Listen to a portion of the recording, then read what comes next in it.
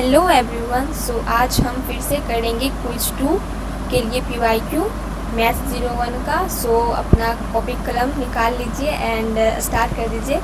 जैसे जैसे क्वेश्चन आते जाएगा आप उसे पॉज करके पहले खुद से ट्राई कर लीजिएगा, देन फिर आप उसे सॉल्यूशन मैच कर लीजिएगा। एंड कुछ आपको नई चीज़ें भी सीखने मिलेंगी इस वीडियो में। सो आप उसे नोट डाउन करते जाइएगा अपने नोटबुक में। एंड इसके बाद जब सेशन ख़त्म हो जाएगा, आप जब पूरा सेशन को देख लीजिएगा तो एक बार ज़रूर इसे रिवाइज कर लीजिएगा। मैं मतलब क्वेश्चन का PDF डिस्क्रिप्शन बॉक्स में तो दे ही देती हूँ, तो आप वहाँ से एक बार रिवाइज भी ज़रूर कर लें, तो आप सो डैट आपका जो ये कॉन्सेप्ट है वो सारा दिमाग में अच्छे से फिट हो सके। सो हम स्टार्ट करते हैं। तो जो इससे पिछले वाला वीडियो था मतलब मैथ का PYQ था, उसमें से मेरे मतलब मुझे एक मतलब गलती हो गया था मेरे से एक ये कंसेप्ट में, क्या कि जब हम इधर पीछे जाते हैं ना नंबर लाइन के 0 से पीछे, तो यहाँ पे ये होता है, यहाँ पे -0.99 होगा, देन होगा -0.98 ऐसे बढ़ता है। मैंने यहाँ पे गलती से बोल दिया था इस जगह पे -1.99 होगा। ऐसा नहीं होता है, ऐसा नहीं होता है। इधर होगा -0.99999 फिर -0.98, वैसे ही वैसे करते करते करते करते यहाँ पे आएगा -0.98 है नहीं है 98979695, वैसे वैसे करते करते यहाँ पे -0.001 आएगा, फिर लास्ट में ये -1 हो जाएगा। फिर वैसे यहाँ पे ऐसे स्टार्ट होगा -1.99999 ऐसे करके, तब फिर यहाँ पे ये -2 पे आएगा। अब है ये क्वेश्चन नंबर 60 स्टार्ट हो रहा है। इससे पहले बाकी सब दूसरा सब्जेक्ट का क्वेश्चन था। सो हम देखते हैं क्या करें क्वेश्चन।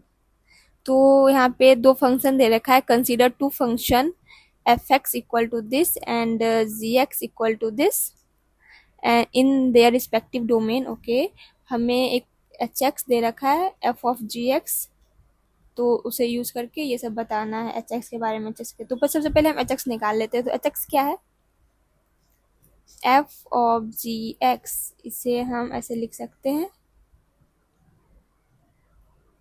यानी इसे f(g(x) क्या है हमारा √2x। सो इसका मतलब ये है कि जहाँ जहाँ f वाले फंक्शन में जहाँ जहाँ हमारा x है उसे हम रिप्लेस कर देंगे √x से, यानी कि fx क्या था हमारा? fx क्या था? fx था x to the power 4 log x to the base x, वो उसके पावर में है।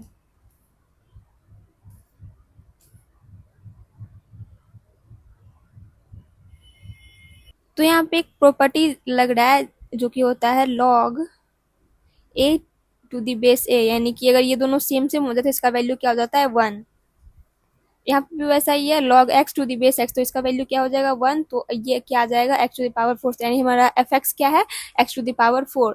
ये f ऑफ √2x, इसका मतलब यह है कि जहां जहां f ऑफ x है वहां पे हम √2x डालेंगे, यानी जहां जहां f ऑफ x में x है वहां √2x डालेंगे। तो इसका मतलब क्या हो गया? सो यहाँ पे f ऑफ x क्या है? x टू द पावर 4, तो हम x की जगह क्या रखेंगे? √2x। तो ये क्या हो जाएगा?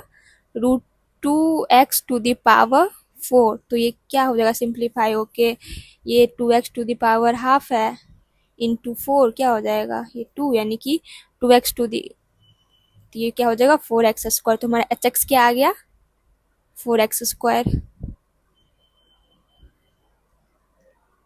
अब हम देखते हैं ऑप्शंस क्या क्या कर रहा है। Domain of the function f(x) is the interval this, and f(x) का हमें डोमेन बताना है। ओके, तो f(x) क्या है? x to the power 4 log x to the base x। Okay, तो हम एक चीज़ जानते होंगे कि जो हमारा log b to the base a होता है, या log a टू जो भी, तो उसमें जो ये a होता है ना, ये a जो होता है इसमें a ग्रेटर देन 0 होता है, a 1 के बराबर नहीं होता है, और b भी ग्रेटर देन 0 होता है। सो इसी को देखते हुए मतलब ये हमेशा log का ये कंडीशन होता है। तो इसी को देखते हुए हम यहाँ पे कह सकते हैं जो log x to the base x है उसमें हमारा जो x है वो ग्रेटर देन 0 होना चाहिए, x 1 के बराबर नहीं होना चाहिए, मतलब यहाँ भी x है, यहाँ भी x है, ठीक है। तो ये दोनों चीज़ होना चाहिए। तो यहाँ पे हमें डोमेन पूछ रहा है, तो अगर हमें यहाँ डोमेन बनाए तो हमारा x क्या है, x ग्रेटर देन 0 है और x does not equal to 1। अगर हम इसे नंबर लाइन पे प्लॉट करें तो कैसा दिखेगा, ये यहाँ 0 यहाँ 1, तो हमारा x जो है वो 0 से बड़ा है और x हमारा 1 के बराबर भी नहीं है। तो हम कौन सा रीजन ले रहे हैं, एक ये वाला। तो हमारा डोमेन क्या है, तो x का जो डोमेन है, x बिलोंग टू 0 to 1, जिसमें 0 भी इंक्लूडेड नहीं है। ये जो सर्कल होता है ना, ये खाली सर्कल, इसका मतलब होता है ये 0 इंक्लूडेड नहीं है, 1 इंक्लूडेड नहीं है। अगर ये भरा हुआ सर्कल होता मतलब ये 1 इंक्लूडेड होता, जो कि यहाँ पे नहीं है। तो ये क्या होगा, x बिलोंग टू 0 से 1, यानी यहाँ से यहाँ तक, जिसमें कि 0 और 1 इंक्लूडेड नहीं है, यूनियन इधर 1 से इन्फिनिटी। ओके, तो ये है x, हमारा जो x है उसका डोमेन log x जो था। यहाँ पे क्या बोल रहा है, domain of the function f x is 0 से 1 यूनियन 1 से इन्फिनिटी। तो ये क्या है, सही है, यही आ रहा था ना, 0 to 1, 1 to इन्फिनिटी। ओके, अब ऑप्शन नंबर बी कह रहा है H X equal to root two X, ये ओके। तो अगर हम यहाँ पे देखें तो इसका वैल्यू क्या हो जाएगा, इस पूरे का वैल्यू, ये दोनों सेम है तो ये क्या हो गया 1। ओके, और फिर ये क्या होगा, इस पे पावर 4, यानी कि ये, तो इसे सिंप्लीफाई करके क्या, अगर इसे सिंप्लीफाई कीजिएगा तो ये तो वही है ना, ये यहाँ देखें और ये यहाँ देखिए, दोनों सेम है। तो एच एक्स मतलब इसका फिर जब इसे सिंप्लीफाई करेंगे तो ये क्या आ जाता, 4x स्क्वायर के बराबर आ जाता। तो एच एक्स यही है, हाँ यही है। एंड ये क्या है, H X equal to this. तो इसे सिंप्लीफाई करने के बाद ना ये 4x स्क्वायर नहीं आएगा, यहाँ पे ऐसे दिख रहा है, मतलब ये इस पे पावर 4 है और यहाँ पे ये 1 नहीं होगा, इसलिए ये ऑप्शन नहीं होगा। अब ऑप्शन नंबर डी क्या है, domain of the function 1 by root G X is in the interval है। ओके, डोमेन निकालना है जी एक्स का, जी एक्स क्या था, √2x। तो हमारा जी एक्स था √2x, तो 1 बाय जी एक्स क्या हो जाएगा, 1 बाय √2x। इसका डोमेन बताना है। तो डोमेन यानी कि ये मतलब हमारा जी एक्स क्या क्या वैल्यू ले सकता है। तो हमारा जो x है ये रूट के अंदर है, तो हमारा जो ये x है, ये x क्या होना चाहिए, ग्रेटर देन 0। अगर x निगेटिव हो गया तो हमारा ये -2 से मल्टीप्लाई, अगर मान लें x मेरा -1 हो गया, तो ये जब 2 से मल्टीप्लाई हो तो क्या -2, रूट अंडर -2 आ जाएगा, जो कि मतलब ऐसा नहीं होता है रियल नंबर में, ये कॉम्प्लेक्स नंबर हो जाएगा। ओके, तो हमारा ये x क्या ग्रेटर देन 0 होना चाहिए, और x हमारा 0 के बराबर भी नहीं हो सकता। अगर हमारा x 0 के बराबर हो जाएगा तो क्या होगा, 0 इंटू ये 1/0 फॉर्म बन जाएगा, जो कि इन्फिनिटी, जो कि नॉट डिफाइंड है। तो हमारा ये 0 के बराबर भी नहीं होगा और 0 से बड़ा होगा। तो हमारा x क्या होना चाहिए, ग्रेटर देन 0। तो इसका डोमेन क्या हो जाएगा, डोमेन हो जाएगा इसका x belong to 0 to infinity, यही है क्या। Domain of the this is 0 to infinity. यहाँ पे 0 ना इसे इंक्लूडेड है, लेकिन 0 यहाँ पे हमारा जो डोमेन होगा उसमें 0 इंक्लूडेड नहीं होना चाहिए। तो ये ऑप्शन भी क्या है, फॉल्स। बस 2 ऑप्शन सही था, ए और बी। अब देखते हैं आगे क्वेश्चन क्या है। Question number 61, find the value of x for what value of x does the function hx 64। hx क्या था हमारा, क्या था, 4x स्क्वायर, 4x स्क्वायर। तो x के कौन से वैल्यू के लिए हमारा एच एक्स 64 हो जाए, एच एक्स का वैल्यू 64 है तो x का वैल्यू निकालो 4, ये 16 पर 64 जाता है, एक्स स्क्वायर इक्वल टू 16। तो x क्या हो जाएगा, रूट 16। तो x क्या आ गया 4, बस यही। Forward value of x, x equal to 4 पे। अब देखते हैं क्वेश्चन नंबर 62। 62 क्या कह रहा है, which of the following options is are true. So हर एक ऑप्शन को चेक करना पड़ेगा। तो देखते हैं, सबसे पहला ऑप्शन है log 2 to the base 3। Okay, तो सबसे पहले हम एक प्रॉपर्टी बता दें कि अगर log a to the base b है, इसे हम ऐसे लिख सकते हैं log, यहाँ पे बेस कुछ भी हो सकता है, by b upon log a। यहाँ पे हम बेस कुछ भी ले सकते हैं, 10 e जो भी मन, 3 4 7 कुछ भी ले सकते हैं यहाँ पे बेस अपने मन से। ओके, तो हम इसे ऐसे लिख देंगे, ये log b to the base a था, तो ये log b by log a, यहाँ पे कुछ नहीं था, हम मान लिए ये बेस e है। ओके, सो हमें ये ऑप्शन ए था, log 3 log 2 to the base 3 क्या हो जाएगा log 2 बाय log 3। और एग्जाम में कैलकुलेटर तो दिया ही रहता है, अब वहां से कैलकुलेट कीजिएगा तो इसका जो वैल्यू आ जाएगा ना, ये log 2 का वैल्यू कुछ 0.69 आएगा एंड इसका भी कुछ आएगा, उसके बाद इसको कैलकुलेट करने के बाद आ जाएगा 0.63। सो हमें बताना था कि ये जो log 2 टू दी बेस 3 है ये छोटा है 1 से कि नहीं। तो अगर हम देखिए 0.63 हमारा 1 से छोटा है कि नहीं। हाँ 0.63 ये 1 है, यहाँ 0 है, 0.63 कहाँ आएगा कुछ यहाँ पे, तो हमारा 0.63 1 से छोटा है ना। हाँ है, तो ये ऑप्शन क्या हो जाएगा सही, ये ऑप्शन सही है। अब देखिए option B, log 2 the base 3 1/3 और 1/2, तो 1/3 कितना होता है, अगर हम यहाँ पे देखें तो 1/2 तो 0.5 होता है, ठीक है। तो 1/2 क्या आ गया 0.5 और 1/3 कितना होता है 0.33। और हमारा लॉग क्या था, लॉग ये इसका वैल्यू था 0.63, तो हमें बताना है कि 0.63 क्या 0.5 और 0.33 के बीच में आएगा, ऐसा होगा क्या। अगर हम इसे देखें ऐसे तो दिख ही रहा है कि नहीं होगा, बट हम देखते हैं यहाँ पे ये 0 है तो यहाँ से बढ़ते जाएंगे 0.1 0.2 0.3 यहाँ पे आएगा, फिर 0.4, फिर यहाँ पे 0.5 आएगा, फिर आएगा 0.6। ओके, और यहाँ पे हमें क्या कह रहा है कि जो 0.5 बड़ा है यहाँ पे, ऐसा है 0.5 बड़ा है 0.6 बड़ा है, 0.6 बड़ा है, तो ये क्या हो गया, ये फॉल्स स्टेटमेंट हो गया। तो हमारा ये ऑप्शन बी क्या है फॉल्स। अब है log 2 to the base 3 is an irrational number. Okay, इसे हम बताएंगे। अब पहले देखते हैं option number D. Option number D क्या कह रहा है, ये ऑप्शन नंबर बी था। ऑप्शन नंबर डी कह रहा है log a to the base b 1 हो, log b to the base a 1 छोटा लेस देन 1 होगा अगर a ग्रेटर देन 1 हो, यानी हमारा बेस क्या है 1 से बड़ा है। तो हम अपने मतलब पिछले वाले मैथ के वीडियो में बताए थे ये सारा कंडीशन, ग्राफ भी बताए थे, जब हमारा बेस 1 से बड़ा हो, जब हमारा बेस 0 से 1 के बीच में हो। सो ये सब हम बता रखे हैं पहले वाले वीडियो में, अगर आपने नहीं देखा है तो उसे ज़रूर देख लीजिएगा, आपको बहुत कुछ सीखने को मिलेगा एंड आप फिर बहुत सारे क्वेश्चन को आराम से कर पाइएगा, ये सब क्वेश्चन भी आपको बहुत अच्छे से समझ में आएगा। सो अगर हम देखें option number D, so option D क्या है हमारा log बी, ये लेस देन 1 होगा कि नहीं ये पता करना है। जब हमारा a ग्रेटर देन 1 है, a ग्रेटर देन 1 है, ये सब कंडीशन दे रखा है, b ग्रेटर देन 1 है and b is greater then a। Okay, तो जब हमारा a 1 से बड़ा होता है तो वो हमारा क्या हो जाता है इंक्रीजिंग फंक्शन, इंक्रीजिंग फंक्शन होता है ना। एंड तो जब हम log लेंगे दोनों साइड ये कंडीशन में, तो क्या हो जाएगा log a log b to the base a is greater than log a to the base a, तो ये क्या हो जाएगा इसका वैल्यू 1, तो log a to the base log b to the base a greater than 1 आ गया। और हम बताए थे कि जब ये हमारा इंक्रीजिंग फंक्शन होता है तो जब हम दोनों साइड log लगाते हैं तो ये साइन, ये इनइक्वालिटी का साइन ऐसा एज इट इज रहता है, लेकिन अगर ये बेस 0 से 1 के बीच में होता तो हमारा ये इनइक्वालिटी का साइन क्या हो जाता रिवर्स हो जाता। ओके, तो हमारा ये क्या आया log b to the base है ग्रेटर देन 1, लेकिन यहाँ तो दे रखा है कि लेस देन 1 होना चाहिए, तो हमारा ये ऑप्शन भी क्या हो जाएगा फॉल्स हो जाएगा,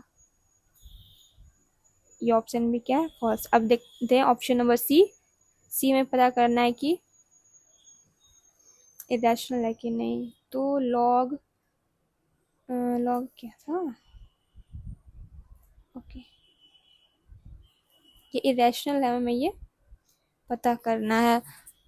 तो एक मतलब हम राइट बोल सकते हैं कि हाँ ये इरेशनल होगा और हम आगे बढ़ जाए, पर हम इसे एक अच्छे तरीके से प्रूफ करते हैं। सो रैशनल नंबर क्या होता है, तो रैशनल नंबर वो होता है जिसे हम p/q के फॉर्म में रिप्रेजेंट कर सके, जहाँ पे q 0 के बराबर नहीं होना चाहिए।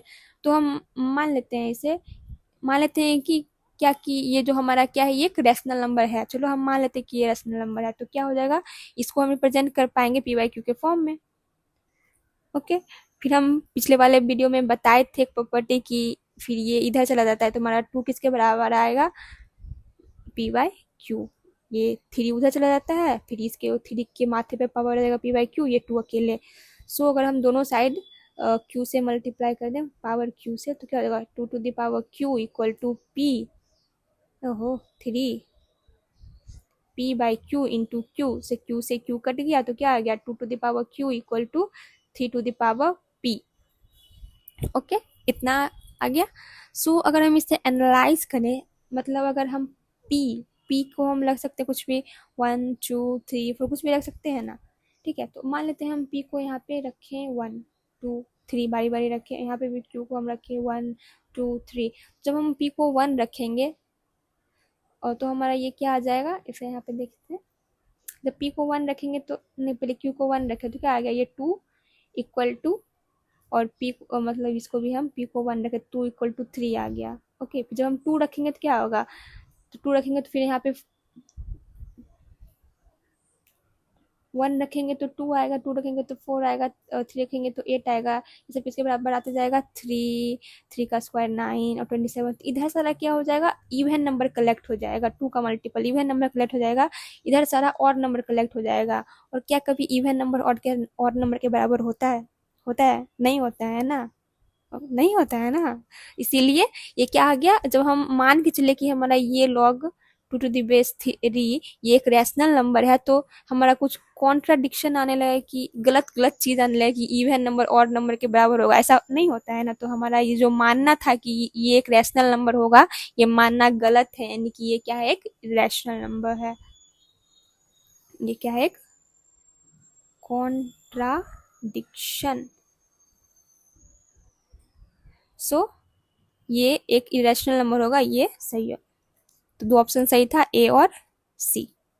अब देखते हैं आगे क्वेश्चन नंबर 63। एक कॉम्प्रिहेंशन दे रखा है, आप इसे रीड आउट कीजिए एंड हम देखते हैं। यहाँ पे हमारा एक फंक्शन दे रखा है F X equal to E to the power mod X. Okay, तो एफ एक्स को हम लिख सकते हैं y equal to E to the power mod X. अब बाकी हमें इसे पूछ रखा है, तो इसे बताने से पहले हम एक कंसेप्ट बताना चाहेंगे। ओके, तो इससे पहले आप साइन एक्स का ग्राफ देख लीजिए। जो मैथ वाले स्टूडेंट होंगे उन्हें तो ये आता ही होगा, बट जो मतलब नहीं होंगे, नॉन मैथ बैकग्राउंड से होंगे, उन्हें हम याद दिला देते हैं ये ग्राफ। सो साइन एक्स का ग्राफ ऐसा कुछ दिखता था। यहाँ पे 0 से ऐसे चला, ऐसे चला, ऐसे चला, पीछे भी ऐसे ऐसे ऐसे, यहाँ पे एक्स एक्सिस को टच करता था पाई पे। ये सब नहीं भी याद रहेगा फिर भी ठीक है, मतलब ये ऐसा दिखता है, ऐसा ये याद रखना है, ऐसे चलता है, ऐसे सांप जैसा सुई सुई सुई सुई सुई। ओके, बस ये याद रखिएगा। उसके बाद हम देखते हैं। सो हम देखते हैं ग्राफ इन्वॉल्विंग मॉड वाई और मॉड एक्स, क्योंकि हमारा यहाँ पे क्या था, ये मॉड इन्वॉल्व कर रहा है। अगर y equal to E to the power X होता है इसका ग्राफ, तो हम आराम से बना लेते। पिछले वाले वीडियो में हम बताए भी थे इसका ग्राफ। बताए थे क्या, नहीं बताए थे, नहीं बताए थे तो भी बता देंगे। ओके, सो इसीलिए हम ये मॉड वाला, मतलब जब भी कुछ मॉड लगेगा तो उसे कैसे बनाना है ग्राफ उसका, वो हम पूरा कंसेप्ट ही समझा देते हैं। उतना भी हार्ड नहीं है, इजी ही है। ओके, सो देखते हैं। वैसे ये जेई एडवांस का कंसेप्ट है, बट इसका जो मतलब बेस लेवल है ना, वो मैं समझा देती हूँ, वो इजी है, उतना टच नहीं करना है, बट थोड़ा मैं समझा दूंगी, उससे आपका काम हो जाएगा। ओके, सो देखते हैं। मतलब अगर कोई हमारे पास फंक्शन दे रखा होगा, जैसे कि यहाँ पे y equal to E to the power ये मॉड एक्स ही है, ठीक है। वैसे यहाँ पे एग्जाम्पल हम दे रखे हैं, बस अभी इससे समझते हैं। तो अगर हमारे पास कोई फंक्शन दे रखा होगा, जैसे यहाँ पे y equal to E to the power mod X है, तो हम अगर x को रिप्लेस करेंगे, replace x by minus X, अगर हमारे मतलब फंक्शन में हम रिप्लेस किए x को माइनस एक्स से, उससे कोई भी चेंज नहीं आया, तो हमारा जो ग्राफ होगा वो सिमेट्रिक होगा y एक्सिस के अबाउट। ओके, अभी इसे याद रखें बस। तो जब हम चेंज किए x को माइनस एक्स से, कोई चेंज नहीं आया, तो हमारा ग्राफ किसके सिमेट्रिक हुआ, y एक्सिस। सिमेट्रिक का मतलब पता है ना, जैसे कि जैसे ये लेफ्ट में है तो वैसा ही ये राइट में होगा, जैसे ये ऊपर है वैसा ही नीचे होगा, ये तो है सिमेट्रिक का मतलब। एंड जब हम रिप्लेस करेंगे y को माइनस वाई से और कोई भी चेंज ना आए, तो हमारा ग्राफ किसके अबाउट सिमेट्रिक होगा, एक्स एक्सिस के सिमेट्रिक, यानी कि उल्टा। y को रिप्लेस किया माइनस वाई से तो सिमेट्रिक आया एक्स एक्सिस के, और जब x को रिप्लेस किया माइनस एक्सिस तो सिमेट्रिक आया y एक्सिस के। ये नो चेंज होना चाहिए। सो अब हम इस यहाँ पे एग्जाम्पल में समझाते हैं। तो मेरे पास अगर एग्जाम्पल है y equal to sine mod x, और एक ये है mod y equal to sine x. So बताना है कि ये दोनों में से मतलब ये कौन से कैटेगरी में फॉल कर रहा है, इसमें या इसमें, ये किसमें, ये इसमें। ठीक है, तो हम देखते हैं। अगर हम यहाँ पे x को रिप्लेस कर दें, x को किससे, माइनस एक्स से, तो क्या हमारा फंक्शन यानी y में कोई प्रभाव पड़ेगा? तो अगर हम कोई माइनस एक्स भी रखते हैं तो ये मॉड क्या करेगा, उसको पॉजिटिव कर देगा। यहाँ पे हम करके देखते हैं। यहाँ पे अगर हम एक्स की जगह माइनस एक्स रखें तो मॉड का क्या काम होता है, जो हम वैल्यू रखे हैं अंदर उसको क्या कर देना होता है, इसे पॉजिटिव। तो ये क्या कर देगा, साइन मॉड एक्स ही कर देगा, यानी साइन एक्स कर देगा बेसिकली। और अगर पॉजिटिव वैल्यू होता तो उससे कुछ करने का जरूरत ही नहीं है, y equal to sine x ही रहता। सो जब हम x को रिप्लेस किए माइनस एक्स से तो हमारे फंक्शन पे कोई भी प्रभाव नहीं पड़ा, जो मतलब आंसर आना चाहिए था वही आता। तो x को रिप्लेस किया माइनस एक्स से, तो ये हमारा ग्राफ किसके अबाउट सिमेट्रिक हो जाएगा, देखिए ऊपर, बताइए बताइए। सही बोले, y एक्सिस के अबाउट सिमेट्रिक हो जाएगा। एंड जब यहाँ पे अगर हम देखें, अगर हम इसमें y को रिप्लेस कर दें माइनस वाई से तो क्या उस पर कुछ प्रभाव पड़ेगा? यहाँ पे क्या होगा, माइनस वाई का mod equal to sine X, क्या आ जाएगा, y equal to sine X. और जब पॉजिटिव रहता तो फिर भी ये y equal to sine X आता। तो मतलब y को जब हम रिप्लेस किए माइनस वाई से तो कोई भी चेंज नहीं आया। तो क्या किसके अबाउट सिमेट्रिक होगा ये, बताइए। एक्स एक्सिस के अबाउट सिमेट्रिक होगा। सो अब हम इसका ग्राफ कैसे बनाएंगे ये देखते हैं। सो हमें साइन एक्स का ग्राफ तो पता था ना, ये ऐसे ऐसे होता है, ऐसे ऐसे ऐसे चलता है, पीछे दिखाए थे ना, उसी को याद रखना है रेफरेंस में। ये अच्छा नहीं बना बट एडजस्ट। ओके, सो ये जो हमारा ग्राफ था किसके अबाउट सिमेट्रिक था, वाई एक्सिस के अबाउट। और ये किसके अबाउट सिमेट्रिक था, एक्स एक्सिस के अबाउट। यहाँ बताए थे ना पीछे, कोई भूल तो नहीं गए। ये वाई एक्सिस के अबाउट सिमेट्रिक था, ये एक्स एक्सिस के अबाउट सिमेट्रिक था। तो इसका मतलब ये होता है कि ये हमारा ये वाई एक्सिस है, ये एक्स। सो सबसे पहले हम क्या करेंगे, ये वाई एक्सिस के लेफ्ट साइड, ये राइट साइड है ना, हाँ राइट साइड पहले ग्राफ बना लेंगे। तो कैसा ग्राफ दिखेगा हमारा, ऐसे ऐसे करके ये ग्राफ हमारा बनेगा। ठीक है, ये मतलब ये थोड़ा ऐसे होता है। तो हमारा जो ग्राफ होगा वो y एक्सिस के अबाउट सिमेट्रिक होगा। इसका मतलब ये होता है कि हम क्या करेंगे, इस y एक्सिस को ना आईना मान लेंगे और इसका रिफ्लेक्शन बना देंगे। तो अगर हम इसे आईना मानेंगे, मतलब जैसा ये इधर है वैसा इधर इधर होना चाहिए। तो ये कैसा बन जाएगा, कुछ ऐसा। ये मेरे हाथ से उतना मतलब परफेक्ट तो नहीं बन पा रहा है, बट आप थोड़ा समझ लीजिए कि जो जैसा इधर है, इधर आईना मान के बनाए तो जैसा इधर है वैसा ही इधर आएगा। ओके, तो ये वाई एक्सिस का सिमेट्रिक होने का मतलब होता है कि ये वाई को हम मिरर माने, जैसा राइट साइड में था वैसा ही ग्राफ हम पीछे लेफ्ट साइड में भी बना दिए। तो ये जो y equal to sine mod X का ग्राफ होगा कुछ ऐसा दिखेगा, ऐसे सिंपल साइन एक्स का ऐसा दिख रहा था साम जैसा। एंड ये जो हमारा ग्राफ था ये एक्स एक्सिस के अबाउट सिमेट्रिक था। तो अगर हम पहले अगर ग्राफ बनाते, यहाँ पे ये y है ये x है, तो अगर हम ग्राफ बनाते तो ये कुछ ऐसा दिखता। तो पहले हम इधर वाले ऊपर मतलब इधर एक्स एक्सिस के अबाउट सिमेट्रिक होने का मतलब क्या है कि हम एक्स एक्सिस को क्या मानेंगे, मिरर, और जैसा ऊपर ग्राफ होगा वैसा नीचे ग्राफ बना देंगे। तो पहले अगर हम ऊपर ड्रॉ करें तो कैसा ग्राफ बनता, ये ऐसा बनता ना, ये ऐसा बनता, फिर ये ग्राफ नीचे चला जाता।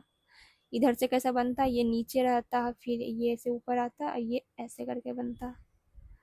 तो वाई एक्सिस का सिमेट्रिक होने का मतलब है कि हम इसको क्या माने, आईना, और जैसा ऊपर है वैसा नीचे बना दे। तो बनाएंगे तो क्या होगा, ये ऐसा बनेगा।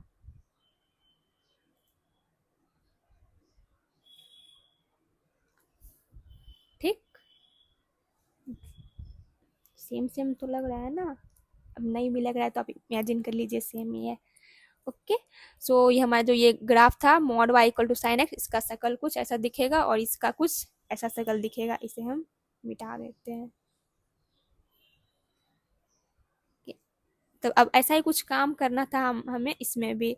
तो अगर हम y equal to E to the power X का ग्राफ बनाएं तो ये कैसा दिखता है, ऐसा दिखता है। यहाँ पे 1 होता है वैल्यू, ये 1 पे कट करता है y इक्वल टू 1 पे। तो हमें क्या बनाना है, y equal to E to the power mod x। तो अगर हम यहाँ पे x को रिप्लेस करेंगे माइनस एक्स से, तो क्या इसमें कोई प्रभाव पड़ेगा? क्या y का आंसर बदलेगा? सोचिए, नहीं बदलेगा। तो ये किसके अबाउट सिमेट्रिक हो जाएगा?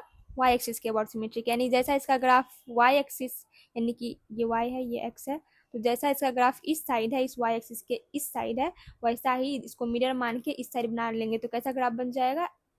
ये ऐसा बन जाएगा ना। ये ऐसे ऊपर जा रहा था, इधर से भी अब ये ऊपर जाएगा, तो ये ऐसे, मतलब ऐसे, ये इधर से नीचे आएगा, फिर ऐसे करके ऊपर चला जाएगा। ओके, तो ऐसा ग्राफ बन जाएगा, जो कि अगर हम अच्छा से दिखाएं तो ये कुछ ऐसा दिखेगा। ये यहाँ पे 1 है। ओके, तो यही कंसेप्ट था। आई होप आपको अच्छे से समझ में आया होगा। ये y equal to E to the power mod x का ग्राफ है। आप इसे एक बार रिवाइज जरूर कर लीजिएगा, नहीं तो दिमाग से उड़ जाएगा सब चीज। इस क्वेश्चन में बोला जा रहा है कि कौन सा ऑप्शन ट्रू होगा, इसे देखना है। F of X is an increasing function. Okay, एक फंक्शन इंक्रीजिंग, तो एक फंक्शन इंक्रीजिंग तब होगा जब वो फंक्शन, मतलब वो उस फंक्शन का ग्राफ क्या है, बढ़ता जाए बढ़ता जाए बढ़ता जाए बढ़ता जाए, कभी मतलब घटे ना। लेकिन ये जो ग्राफ है इसमें जो इधर पीछे ये क्या है, इसे घट रहा है ग्राफ, उसके बाद फिर से बढ़ रहा है, ये हमेशा इंक्रीज तो नहीं कर रहा है, इसीलिए ये इंक्रीजिंग फंक्शन नहीं हो जाएगा। F of X is one one function, तो ग्राफ से हम बता रखे हैं कि वन वन फंक्शन को चेक करने का तरीका होता है हॉरिजॉन्टल लाइन टेस्ट, यानी कि एक हॉरिजॉन्टल लाइन बनाए, अगर वो हमारे ग्राफ को एक से ज्यादा पॉइंट पे कट कर दिया, मतलब कि वो वन वन नहीं होगा। तो हमारा ये ग्राफ था, अगर हम इस पे हॉरिजॉन्टल लाइन बनाए तो कैसे बनेगा? ऐसे। और ये ग्राफ क्या किया, हमारे जो नहीं, ये जो लाइन है वो हमारे ग्राफ को दो पॉइंट पे कट कर दिया, तो हमारा ये फंक्शन क्या वन वन नहीं होगा। और F of X is non invertible. एक फंक्शन इन्वर्टेबल तभी होता है, a function is invertible if it is one one. अगर एक फंक्शन वन वन है तो वो इन्वर्टेबल होगा, तो हमारा फंक्शन वन वन नहीं है तो इन्वर्टेबल नहीं होगा, तो F x is not invert, तो ये सही है। F of X is an even function. Even और चेक करने का तरीका ये होता है कि जैसे हमारा ये एफ ऑफ एक्स था ना, ये एफ ऑफ एक्स था, अगर हम ये डी ऑप्शन चेक करें, एफ ऑफ एक्स क्या था, क्या था, e to the power mod x. तो हम अगर एफ ऑफ माइनस एक्स लेके देखें तो ये क्या हो जाएगा, e to the power minus mod x, ये क्या जाएगा e to the power x, जो कि वही मतलब वही वही वही वही रह जाएगा। ये इस मतलब ये हमारी ये निगेटिव डालने से इसका कोई प्रभाव नहीं पड़ा। अगर हम किसी फंक्शन में एक्स की जगह माइनस एक्स रख के देखें, फिर भी हमारा फंक्शन एज इट इज आए, तो हमारा वो फंक्शन क्या हो जाएगा, एक इवन फंक्शन हो जाएगा। तो ये ऑप्शन सी और डी सही हो गया। अब देखते हैं आगे क्वेश्चन नंबर 64।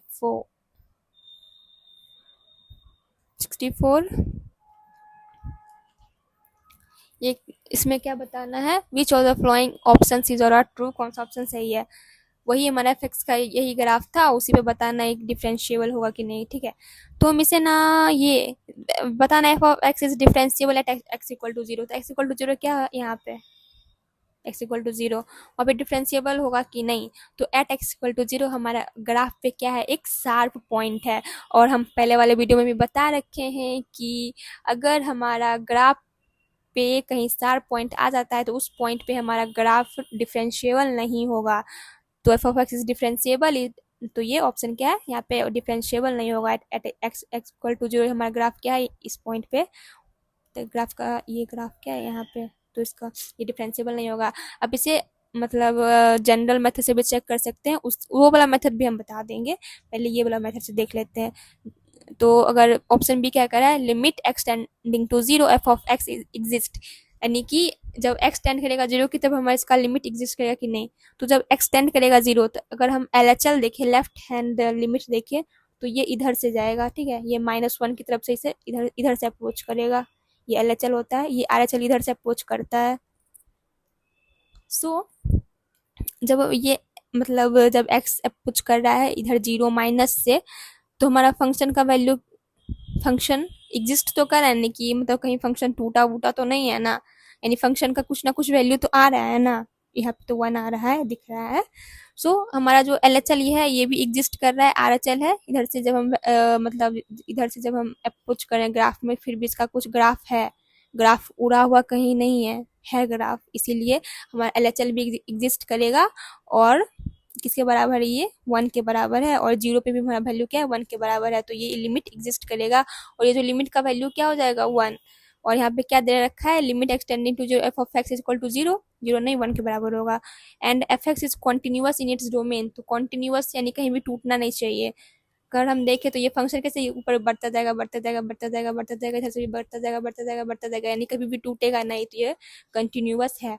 अब हम इसे ग्राफ से तो बता दिए, अब हम एक बार मतलब जनरल तरीका से भी बता देते हैं, जिन्हें मतलब ग्राफ से ज़्यादा समझ नहीं आया होगा उनके लिए हम बता देते हैं तरीका जनरल मेथड का। तो एक सबसे पहले हम अपना फंक्शन को ही थोड़ा सिंप्लीफाई करते हैं। तो जब हम बता रखे हैं कि जो हमारा मॉड एक्स है ना, वो दो जगह टूटता है। एक मतलब जब एक्स ग्रेटर देन 0 हो तो हमारा ये इक्वल टू एक्स आ जाता है, और लेकिन अगर हमारा एक्स लेस देन 0 हो तो हमारा जो ग्राफ मतलब मॉड एक्स होता है वो माइनस एक्स के बराबर होता है।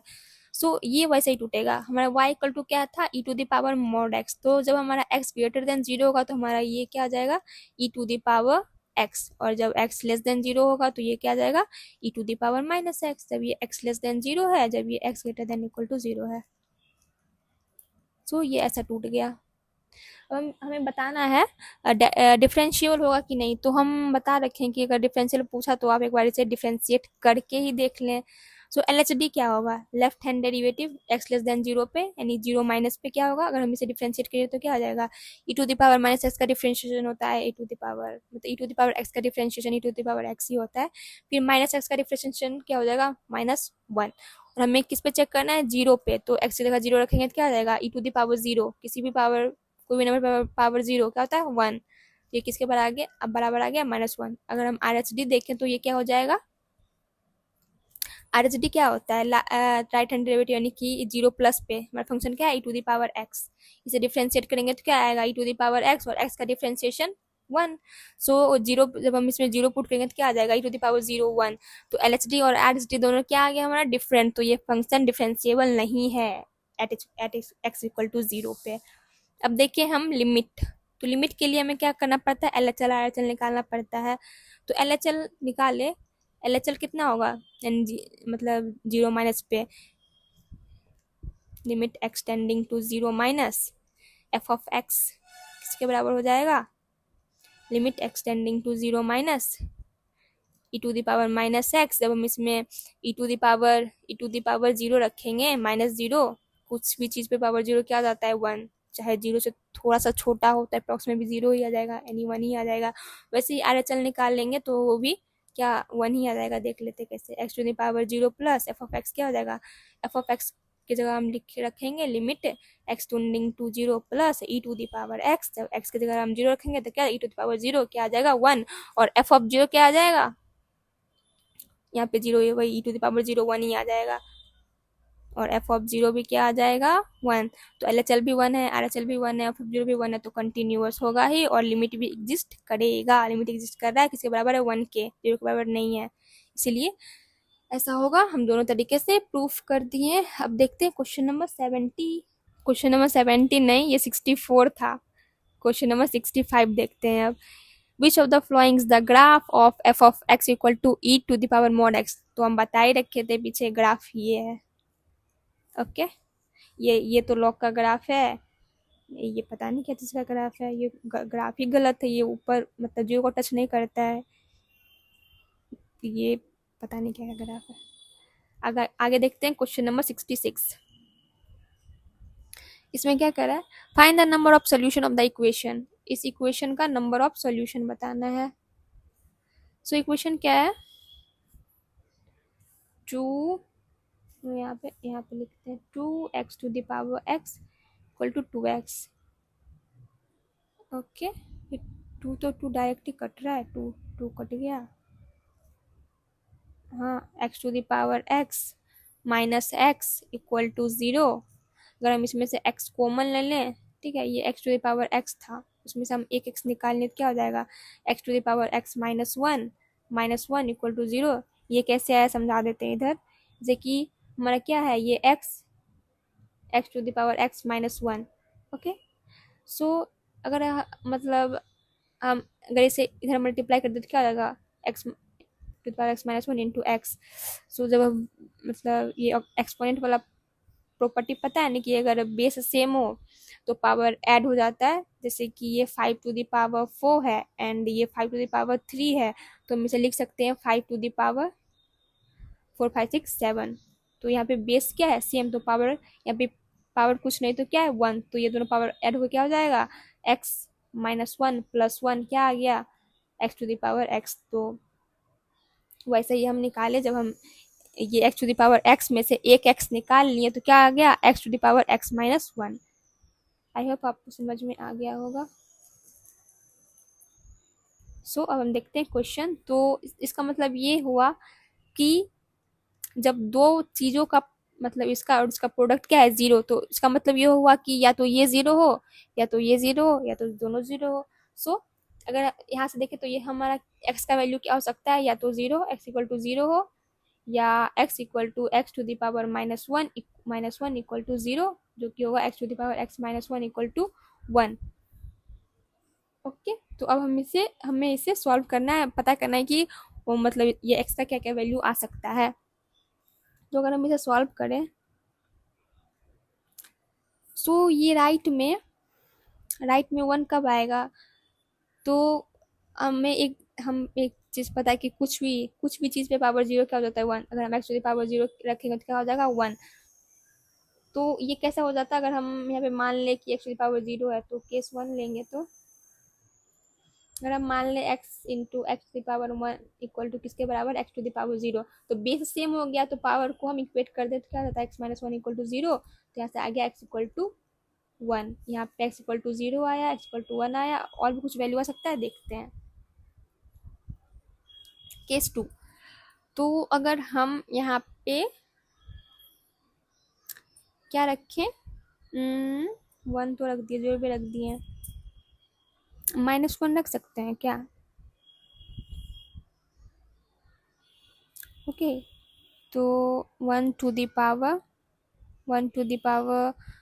ठीक है, minus one to the power भी ओके, हाँ शायद हम माइनस वन रख सकते हैं। एक बार देखें तो क्या हो जाएगा, अगर हम x की जगह माइनस वन रखें तो क्या होगा minus one to the power minus one equal to one, one आएगा क्या। तो इसको इक्वल होने के लिए क्या होना चाहिए, minus one to the power हम हमारा मतलब ये राइट में क्या है वन, तो इधर भी हमें वन लाने के लिए ये minus one to the power कुछ इवन इंटीजर होना चाहिए, इवन इंटीजर जैसे कि टू फोर एट, तब ना जाके ये माइनस वन पे पावर इवन होगा, तब जाके ये वन बनेगा। तो ये हमारा जो पावर में कुछ इवन नंबर होना चाहिए, तो ये इवन नंबर आ रहा है क्या, देखिए minus one to the power minus to, हाँ ये इवन नंबर तो है। तो ये कैसा सॉल्व हो जाएगा, वन टू द पावर ये टू नीचे में ये हो जाएगा माइनस वन का स्क्वायर, तो ये क्या आ जाएगा वन बाई वन, यानी कि हो जाएगा वन। तो हमारा LHL और RHL क्या आ रहा है, इक्वल आ रहा है। जब हम x की जगह पे यहाँ पे माइनस वन रखें तो हमारा जो मतलब सॉल्व करने के बाद क्या वन आ गया, मतलब कि x equal to minus one भी हमारा एक सॉल्यूशन हो सकता है। ये वाला किसी को समझ नहीं आया तो ये हम बता दें, यहाँ पे प्रॉपर्टी है एक कि अगर अगर अगर अगर कहाँ बताएं, ये अगर a to the power minus b हो तो हम इस माइनस को हटाने के लिए क्या करेंगे, इसे one by a to the power b ऐसे लिख सकते हैं। वैसे यहाँ पे क्या था minus one to the power minus two, तो इस माइनस टू को पॉजिटिव करने के लिए हम one by minus one to the power two लिख दिए, तो इसका स्क्वायर वन, तो ये वन के बराबर आ गया, यानी LHL RHL बराबर हो गया, यानी कि हमारा जो एक सॉल्यूशन ये x equal to minus one भी एक हमारा सॉल्यूशन है। तो हमारे पास तीन सोल्यूशन आए, तो तीनों हो सकते हैं कि एक बार चेक करते हैं कि अगर हम x इक्वल टू जीरो ले लिए तो हमारा ये जो टर्म है ना ये क्या बन जाएगा zero to the power zero, जो कि एक इनडिटर्मिनेट फॉर्म होता है, यानी कि मैथ में ना ऐसा कुछ डिफाइन नहीं है, इन्फिनिटी माइनस इन्फिनिटी भी डिफाइन नहीं है, okay, infinity to the power infinity भी डिफाइन नहीं है, और वैसे ही zero to the power zero भी मतलब zero to the power zero भी डिफाइन नहीं होता है। ये कुछ इनडिटर्मिनेट फॉर्म है जो कि प्रोफेसर्स ने भी बताया है, ओके। जब हमें लिमिट पढ़ाया जा रहा था ना, लिमिट, आई थिंक प्रोफेसर्स ने नहीं बताया है ये, मैंने मतलब 12th मतलब अपने जेई के टाइम पे सब पढ़ रखा है, तो मुझे लग रहा है कि शायद प्रोफेसर ने बताया था। लेकिन अगर प्रोफेसर्स ने नहीं बताया है तो आप कमेंट कर दीजिएगा, हम ये लिमिट वाला मतलब जो इंडिटरमिनेट फॉर्म है ना, 7 इंडिटरमिनेट फॉर्म होता है, उसमें तो अच्छा सा एक वीडियो अपलोड कर देंगे एग्जाम से पहले। ओके, अब देखते हैं क्वेश्चन नंबर, नहीं इसे हम चेक कर रहे थे ना, तो हाँ, तो 0 फॉर्म इंडिटरमिनेट फॉर्म हो जाता है, इसीलिए हमारा x इक्वल टू 0 एक्सेप्टेबल नहीं होगा। तो हमारा दो जो ऑप्शन, मतलब x इक्वल टू 1 फिर क्या होगा, 1 to the power 1, 2 equal to 2 आ जाएगा, हाँ ये ठीक है। अगर हम x इक्वल टू -1 रखें तो -1 to the power -1 and into 2 equal to क्या आ जाएगा, ये क्या आएगा, ये 2/1 टू द पावर 1 क्या आ जाएगा, 2/-1 किसके बराबर होगा, -2, और इधर से ये 2 इंटू -1 -2, यानी LHL RHL बराबर हो गया। यानी कि ये जो हमारा x, ये दो x equal to 1 x equal to -1 ये दोनों एक वैलिड आंसर होगा। तो नंबर ऑफ सोल्यूशन क्या आ गया इसका, 2। एंड अब हम देखते हैं आगे question number 67। Find the limit of the following sequence. Okay, limit बताना है इसका। सम मतलब ये अगर यहाँ पे कुछ भी नहीं दे रखा है ना, कि मतलब कि यहाँ पे n को हम इन्फिनिटी तक ले जा रहे हैं, तो तुम्हारा an ये दे रखा है, और मतलब हम अगर हम n को इन्फिनिटी रखेंगे। ओके, तो एक चीज और हम यहाँ पे बता दें कि जब हमारा कोई नंबर है, अगर हमारा कोई नंबर कोई मान लेते कोई नंबर हमारा x है, नहीं n मान लेते हैं, n हम मानते कोई हमारा नंबर n है, अगर उसका वैल्यू 0 से 1 के बीच में है, एंड एक कोई नंबर है जो जिसका वैल्यू 1 से बड़ा है। Okay, so equal to 1। Okay, तो अगर कोई नंबर 0 से 1 के बीच में है और उस पे हम पावर कर रहे हैं, यहाँ पे हम n to the power infinity कर रहे हैं, तो उसका जो वैल्यू जाएगा वो 0 की तरफ जाएगा। और अगर कोई नंबर 1 है, 1 से बड़ा है, अगर हम उस पर पावर इन्फिनिटी कर रहे हैं तो उसका वैल्यू किसके तरफ जाएगा, ये 1 पे तो 1 ही आएगा, ये इक्वल टू 1 नहीं लेंगे, ये किस पे जाएगा, ये चला जाएगा इन्फिनिटी की तरफ। ओके, तो जब हमारा कोई नंबर 0 से 1 के बीच में है, उस पे इसका एग्जाम्पल दें तो होगा 0.5 पावर, अगर हम इन्फिनिटी करें यानी कि हाफ पे पावर इन्फिनिटी है, तो इसका वैल्यू जो होगा ना वो तो किस पे जाएगा, 0 की तरफ बढ़ता चला जाएगा। एंड वही कोई दूसरा नंबर हुआ 5 6 7 8, वैसा कोई नंबर उस पर पावर इन्फिनिटी करेंगे तो उसका वैल्यू किधर जाएगा, इन्फिनिटी की तरफ। आप इसे याद रखें। आप इसे कैलकुलेटर की हेल्प से ना आप इसे प्रूव भी कर सकते हैं। आप क्या कीजिएगा कि ना पहले 0.5 का स्क्वायर, फिर 0.5 का क्यूब, 0.5 टू द पावर 4, उस पर करते करते करते करते आप 0.5 टू द पावर 15 16 17 आप ऐसा करते जाइएगा तो आपका जो वैल्यू होगा ना वो बहुत 0.000000 ऐसा कुछ आता जाएगा। ओके, तो आपको पता चल रहा है कि हाँ ये 0 की तरफ टेंड कर रहा है। आप इसे ट्राई कर सकते हैं कैलकुलेटर की मदद से। ये एग्जाम्पल आने देते हैं। सो यहाँ पे हमारा नंबर क्या है, 2023 जो कि 1 से बड़ा है। ठीक है, तो अगर हम 2023 टू द पावर इन्फिनिटी करेंगे तो किधर जाएगा, ये इन्फिनिटी की तरफ जाएगा। तो हमारा ये क्या बन जाएगा, एक इन्फिनिटी बाय इन्फिनिटी फॉर्म। सो हम इसे सॉल्व करने का एक अच्छा तरीका बताए थे कि हमारा इन्फिनिटी बन रहा है तो ये क्या हो जाएगा, 1 बाय, अगर n टेंड करा इन्फिनिटी की तरफ तो 1/10 n किधर टेंड करेगा, 0 की तरफ, तो हमें 1/n बनाने पे ध्यान देना चाहिए। सो अगर हम ये हमें निकालना है limit n tending to infinity, और ये सब है, तो अगर हम यहाँ पे क्या करें, ये हमारा ये जो पूरा टर्म है ना, इस पे पावर n है ना, ओहो इस पे पावर n है।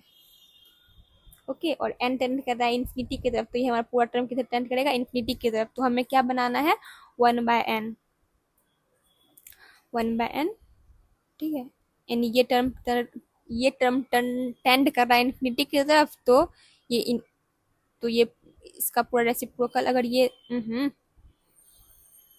इन्फिनिटी की तरफ टेंड करे तो 1/2023 टू द पावर n किधर टेंड करेगा, 0 की तरफ, तो हमें 1/2023 बनाना है। तो क्या करेंगे, हम सब जगह इधर से डिवाइड कर देंगे ये पूरे में, तो क्या आ जाएगा, limit n tending to infinity 2022 to the power 2023 to the power n divided by, शायद पावर बोले हैं इसे, 8, फिर इसे डिवाइड करेंगे 2023 को, इसे 2023 दोनों कट जाएगा, 8 ही आ जाएगा, डिवाइडेड बाय 2024 अपॉन में 2023 to the power n plus 4, इसे डिवाइड करेंगे तो क्या आ जाएगा 4, तो ये टर्म क्या हो जाएगा जीरो की, ये भी टर्म हो जाएगा जीरो, एंड देन ये आ जाएगा 8/4, ये क्या आ गया, इसका वैल्यू 2 हो गया। Question number 67 solve. अब देखते हैं क्वेश्चन नंबर 68।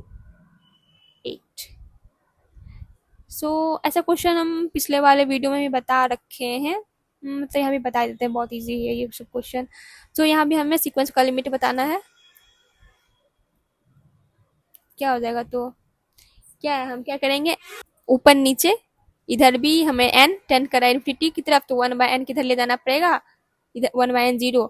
ओके, सो हम क्या करेंगे, n स्क्वायर से हाईएस्ट पावर n स्क्वायर है, तो उधर n स्क्वायर से ऊपर नीचे डिवाइड कर देते, तो क्या आ जाएगा, limit n tending to infinity 8 + 10/n, n square से डिवाइड कर रहे हैं ऊपर नीचे, ये आएगा 2 + 6/n - 7/n स्क्वायर, ये भी 0, ये भी 0, ये भी 0, क्या आ गया 8/2, जो कि आ जाएगा 4 के बराबर। जस्ट हो गया, सिंपल था ये भी। अब देख क्वेश्चन नंबर 69, लिमिट निकालना है, एंड ये क्या है, ये अगर हम ये लिमिट एक्सटेंडिंग टू 0, अगर हम 0 यहाँ पे रख देते तो क्या होगा 0, ये 0 हो गया, √4 2 - 2 क्या आ जाएगा 0, और ये तो 0/0 फॉर्म है, तो हम क्या लगाते हैं, LH रूल लगाते हैं। LH रूल क्या कहता है, ऊपर नीचे डिफ्रेंशिएट करते जाओ जब तक तुम्हारा काम का चीज ना आ जाए। हम पिछले वाले वीडियो में बताए थे कि नहीं √x का जो डिफ्रेंशिएशन होता है वो क्या होता है 1/2 √x।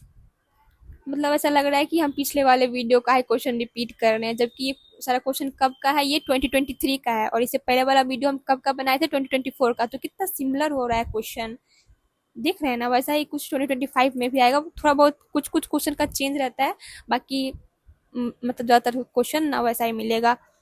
ओके, अगर हम इसे सॉल्व करें तो क्या इसे मतलब लिमिट एक्सटेंडिंग टू 0, ये हो जाएगा 1/2 √x, एंड 8x का डिफ्रेंशिएशन क्या हो जाएगा 8, एंड 2 का तो 0 ही हो जाएगा, अपॉन ये x का डिफ्रेंशिएशन क्या हो जाएगा 1, ये तो डायरेक्ट सॉल्व हो गया, ये 2 4 जा 8, एंड ये एक्सटेंड करेगा 0 की तरफ, तो ये हो जाएगा 0, ये √4 क्या आ जाएगा 4/2, ये हो जाएगा 2 के बराबर। अब देखते हैं क्वेश्चन नंबर 70।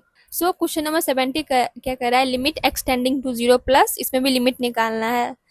तो लिमिट निकालने के लिए ये क्या देखते हैं कौन सा फॉर्म है, अगर हम x को 0 रखेंगे तो क्या होगा साइन जीरो क्या होता है 0, अपॉन में 0 × √2, क्या हो जाएगा 0/0 फॉर्म में, फिर से LH रूल लगाएंगे, तो साइन x का जो डिफ्रेंशिएशन होता है वो क्या होता है cos x, इसका डिफ्रेंशिएशन कर देंगे तो क्या होगा, हो जाएगा cos 2x, फिर 2x का डिफ्रेंशिएशन क्या हो जाएगा इंटू 2 डिवाइडेड बाय √x का क्या बताए हैं 1/2 √x इंटू 2x का डिफ्रेंशिएशन क्या हो जाएगा 2। ओके, तो हम इसे देखें कट करके, ये इससे जाएगा तो ये क्या आ जाएगा, ये लिमिट एक्सटेंडिंग टू 0 प्लस था। ओके, एंड अगर हम देखें cos 0 का वैल्यू क्या होता है, cos 0 का वैल्यू होता है 1, और sin 0 का वैल्यू होता है 0, तो ये क्या आ जाएगा 0 × 2 0, cos 0 क्या होगा 1/2 डिवाइडेड बाय 1 ये क्या है, यहाँ पे 0 रखेंगे, यहाँ पे 0 रखेंगे तो 1/2 √x है, तो ये ऊपर चला जाएगा, मतलब ये 1/2 √x है ना, तो ये हो जाएगा, ये √x जो है ये ऊपर चला जाएगा, तो ये हो जाएगा इंटू 2 √x, तो ये हो जाएगा 2 × √2x, एंड हमारा एक्सटेंड कर रहा है 0 की तरफ, तो ये 0 × कुछ भी 0 के बराबर आ जाएगा। क्वेश्चन नंबर 70 तो यही था। अब देखते क्वेश्चन नंबर 71। यहाँ पे कॉम्प्रीहेंशन दे रखा है, इसे रीड आउट कर लीजिए। अब हम देखते हैं क्वेश्चन नंबर 71 क्या कर रहा है, find the value of f'(1). Okay, ये fx का ये ग्राफ जो है ना, fx का ग्राफ दे रखा है, हमें f'(1) पूछा है। अगर हम fx 1 1 1 1 अगर हम 1 देखें तो 1 कहाँ पे आएगा 1 ये 0 है, 1 ये 1.5, तो यहाँ पे कहीं यहाँ पे 1 होगा। ठीक है, तो हम क्या करते हैं कि पहले ये एफ ऑफ एक्स का ना मतलब 0 और कुछ, ये क्या एक स्ट्रेट लाइन है, तो यहाँ से यहाँ तक जो भी मतलब एफ डैश होगा वही ना ये वाला भी होगा। मतलब क्या कि हम इसका ना इक्वेशन निकाल लेते हैं। तो क्या अगर हम इक्वेशन निकाल लेते हैं, अगर हम इसको y मान लें, तो हमारे पास दो पॉइंट है ना, ये 1, ये यहाँ पे 1.5 है। सो अगर हमारे पास दो पॉइंट है 1.5 कोमा 0.4 एंड 1 कोमा 0.4, तो हम यहाँ से इक्वेशन लाइन का निकाल सकते हैं ना, एक स्ट्रेट लाइन है, तो इक्वेशन क्या हो जाएगा, इसका स्लोप क्या हो जाएगा, y2 minus y1 zero, bye कुछ भी हो तो जीरो ही होगा, इसका स्लोप क्या है 0। So y equal to m x plus c कितना है, ये 0.4 है, ये 0.4, हाँ सी तो राइट दिख रहा है 0.4, ये है 0, तो y इक्वल टू क्या आ जाएगा 0.4। सो अगर हम इसका डिफ्रेंशिएशन करेंगे क्या होगा, d y by d x क्या हो जाएगा 0, और ये हमेशा ही 0 रहेगा, यानी हमारा जो एफ डैश एक्स आया है किसके बराबर आया है 0। तो एफ डैश 1 डालें, 2 डालें, 3 डालें, कुछ भी वैल्यू डालें, इसका जो डिफरेंशिएशन होगा 0 के बराबर होगा। तो find the value of F dash 1 क्या है 0। अब देखते हैं क्वेश्चन नंबर 72 क्या कहता है। वही ग्राफ है और मैं दे रखा है कि एफ डैश 3 1 के बराबर है, देन ये लीनियर अप्रोक्सीमेशन का पूछा है एक्स इक्वल टू 3 पे। ओके, तो लीनियर अप्रोक्सीमेशन का जो ग्राफ मतलब इक्वे तो क्या फॉर्मूला होता था, ये होता था एफ ऑफ ए